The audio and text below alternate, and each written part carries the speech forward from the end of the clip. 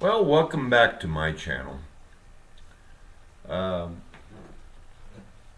this is about Basque food and a meal that I prepared about a week and a half ago. And I had no idea whatsoever of how much work was involved in preparing one single full Basque meal, which can go from 7 courses to 9 courses. Also, tonight, go Pittsburgh. I'm hoping that Pitt will pull it off, and then we'll be 2-1 after the loss last week to the Patriots in what used to be Heinz Field, and I can't pronounce what it's called now. So anyhow, I'm going to start off. I'm not going to give you, well, I'm going to give you hints on recipes.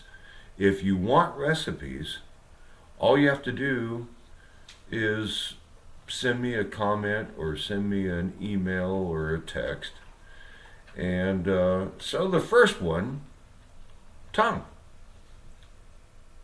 What's a Basque meal without pickled tongue? Well, it isn't. Whether you like it or I suggest you try it. My pickled tongue came from, I put a cow down beginning of this year, and I went ahead and made it from scratch from my cow. Starts out very simple recipe, and I'll let you know where I pulled most of. I got some off the internet. If you go to woolgrowers.com, you can almost have the same exact recipe. I used a Maitia recipe, but it's called From the Sheep Camp to the Kitchen, and I don't know if this is out of Bakersfield, and it's from the Wool Growers Association, Kern County. And they've done many additions to this, and I'm hoping that they're still selling. But this version is, I think, 2004 or 2005. So, start out with your pickled tongue. That takes the longest to do. You got to boil the tongue based on how much it weighs. And I think even those of you that live on the other side of the nation, it's much more prominent out on California side. And I know you're saying Pittsburgh Steelers, California. Hey, I've been a Pittsburgh Steelers fan pretty much my entire life. So it's a 1 hour of simmer, not boil, 1 hour of simmer per pound of tongue. And then you have to do this, I would say, a day and a half, because mine took 4 hours. I had a 4-pound tongue. And then after you get it, then you have to skin it.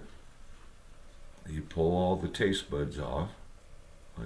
It might be grossing people out. Hey, come with me. It's really, really good.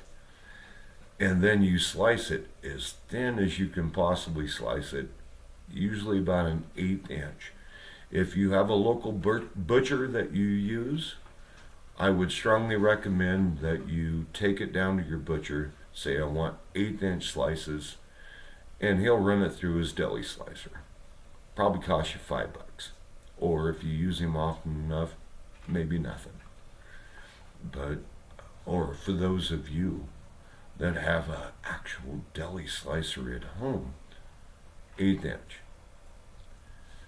You put it in the plate, you make the marinara, or the marinade, which is a vinaigrette, and then you lay that over the top of it, and then you put the parsley and the crushed garlic, not minced, crushed, over the top of it, and you stick it in the refrigerator for a minimum of 24 hours until you're going to serve. That way all the goodness gets into the meat. So, all right, tongue. So tongues aside, got this going. Then I do a tomato vinaigrette. Some people like the salad. The salad's almost too easy. It's literally red wine vinegar and Evo, or extra virgin olive oil, blended together, salt and pepper with a little bit of Parmesan cheese on it. Don't buy the pre-shredded Parmesan cheese. Buy you a block and shred your own cheese. Changes everything. And then if you really want to kind of dice it up, just before you serve it, you get a Chardonnay, which is a dry white wine, and just sprinkle just a really light sprinkle over the top of it. Gives it that kick. All right. Next item that you work on. Oh, your cabbage soup. I stuck to the letter of the law of the old traditional, and once again, you can get this recipe on, you can go to Wool Growers, just type in, and most people, if you just type in French Basque cabbage soup, it's so easy to make. Celery, carrots, cabbage, obviously, and that takes about 4 to 5 hours to make that. Pyrenees bread. Oh, if you're from Bakersfield, then everybody knows about Pyrenees sourdough bread. Or you can go online. You can go on, if you live in the eastern part of the United States, or Schatz. Schatz out of Bishop, California is also very, very, very good. But you want to get the rounds. Don't get the French bread looking. So you can go online to Amazon, and their San Francisco bread company will actually sell you a starter, a sourdough starter. And you can do your own sourdough bread at home. But you have to follow the instructions. It does take about 6 to 8 weeks to develop the culture so that you can make really, really good bread. Salsa. There was 2 things that took me the longest time to find a recipe that was good enough. And that's my salsa recipe, Basque salsa, which goes into your cabbage, and you can use it on your dessert later, which is blue cheese. Only thing I did was I used a Maitia, which is also a Noriega recipe. The only thing I did different was I smoked my Roma tomatoes before I pureed them and put them into the salsa. And then on top of that, we have a garden out in the back, so I went and got 2 little bitty ones.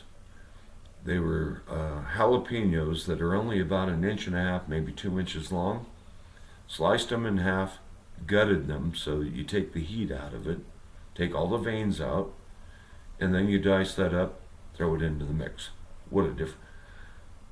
I thought I loved the Noriega and Wool Growers and Benji's recipe.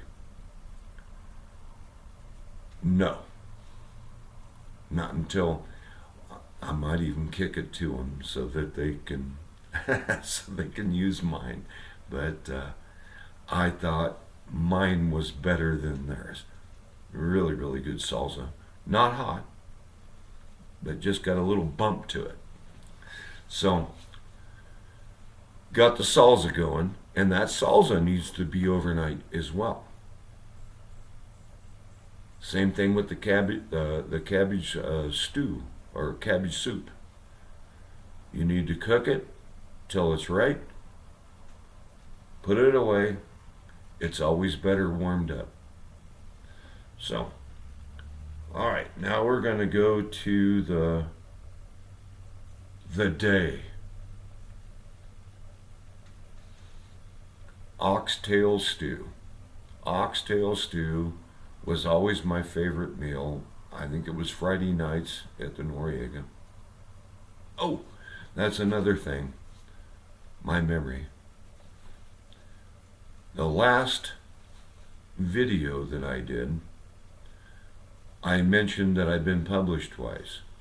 And I couldn't remember the name of the magazine. It's terrible because they did send me the magazines in the mail. And I think it's mail order only. But you can get it, every edition you can get online. And it's called Tehachapi Living Magazine. And I believe I was published in February of this year and October of last year. But anyhow, look it up. Search through there. I've got 2 poems, and it'll give you some good reading, and you can find out about our community. We're just country folks, mostly ranches and still run cows up here and horses and just it's really a neat environment.